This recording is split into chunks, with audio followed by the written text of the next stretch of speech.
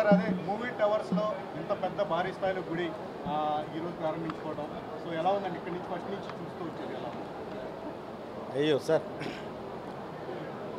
అందరూ ఎవరు ఏ ఇదిలో ఉన్నా కూడా సార్, అదే ఇందాక నేను చెప్పాను,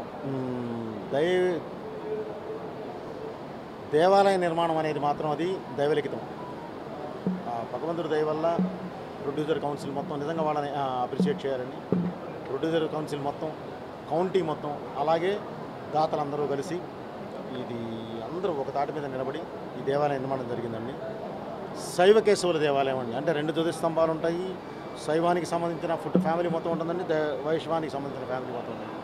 ఎవరు ఎక్కడికి వెళ్లకుండా ఎవరికి ఏది కావాలన్నా సరే వచ్చి దేవాలయంలో చేసుకునేలాగా అన్నీ చేస్తారండి. హోమశాలలు ఏది కావాలంటే అది మొత్తం అన్నీ అందుబాటులో ఉండేలా చేస్తారండి. చాలా హ్యాపీ సార్. మనకి ఫిల్మ్ దైవసన్నిధానం అనేది సినిమా వాళ్ళకుంటూ వచ్చింది, దాన్ని మించి ఇప్పుడు ఇది కట్టడం ఎట్లా సార్? ఇక్కడ దేన్ని మించి కాదు సార్, ఏదైనా దైవాన్ని మించి, ఇంక దాని తర్వాత ఏదైనా సరే సార్, అక్కడ ప్రత్యేకత అక్కడదేనండి. ఫిల్మ్ నగర్ ప్రత్యేకత ఫిల్మ్ నగర్దేనండి. ఈ మూవీ టవర్స్, ఈ శివసేన ఇదేనండి.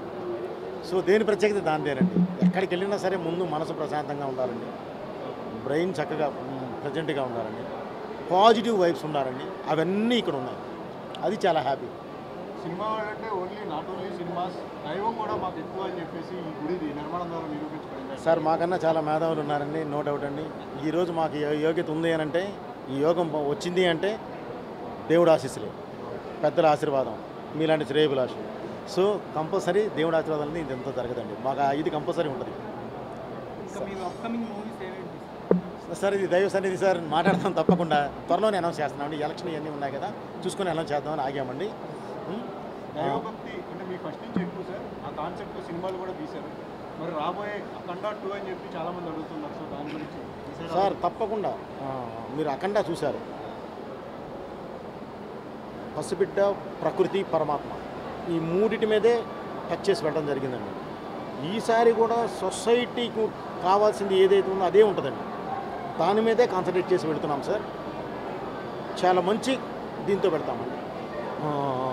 దైవత్వం అంటారా, తప్పకుండా మన ప్రతి భారతీయుడు నరనరాల్లో ఇంకిపోయి ఉందండి అది. సో దాన్ని ప్రత్యేకంగా నేను చెప్పను అవసరంలా, మనం చెప్తే చాలు వాళ్ళు బాగా ఆస్వాదిస్తారు సార్. సో ఈ దేవాలయానికి వచ్చిన మీడియా మిత్రులందరికీ కూడా ప్రత్యేకంగా నా కృతజ్ఞతలు తెలుస్తున్నాను. అందరూ భోజనం చేసి పెట్టండి.